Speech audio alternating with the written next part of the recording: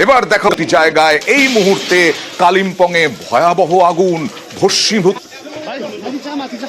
দেখছেন সেই ছবি। এখনো নিয়ন্ত্রণে আসেনি বলা হচ্ছে। টেলোর কাছে আপনাদের খুব পরিচিত, যারা পর্যটক দার্জিলিং যেতে অভ্যস্ত, বিভিন্ন জায়গায় যারা যান, সেই ডেলোর কাছে 11 মাইল বলে একটি এলাকা, সেই এলাকায় এই রকম ভাবে চারটি দোকান দাউ দাউ করে জ্বলছে। এখনো নিয়ন্ত্রণে আনতে পারেনি আগুন।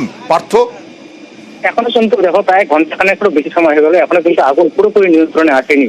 যা খবর তাতে কিন্তু 4টি দোকান এবং 2টি বাড়ি ক্ষতিগ্রস্ত হয়েছে আগুনে, এবং দমকলের 2টি ইঞ্জিন ঘটনাস্থলে রয়েছে। ঘন্টা দেড়েকের মতো চেষ্টা, কিন্তু এখন আগুন নিয়ন্ত্রণে আসেনি। দাও দাও করে জ্বলছে একের পর এক দোকান ঘর। ঠিক কালিম্পং থেকে দিল ওঠার মুখে যে 11 মাইল, সেখানেই কিন্তু ভয়াবহ অগ্নিকাণ্ড ঘটেছে। বাসিন্দারা এখনো প্রাথমিকভাবে যেটা অনুমান, সেটা হলো একটি কাবাডি দোকান রয়েছে, সেখানে শর্ট সার্কিট যেহেতু পড়ে, তবে যেটা প্রাথমিকভাবে অনুমান যে এই কাবাডি খাতার দোকান থেকে কিন্তু আগুন দ্রুত ছড়িয়ে পড়েছে।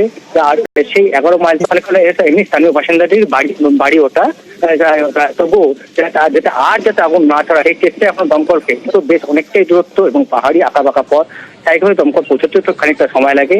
তারকেই কিন্তু দাও দাও করে জ্বলতে থাকে। এই পুলিশ ঘটনাস্থলে পৌঁছতে যেতে দ্রুত আগুন নিয়ন্ত্রণে আনা যায়, সেই চেষ্টায় কিন্তু চালাচ্ছে দমকল কর্মীরা।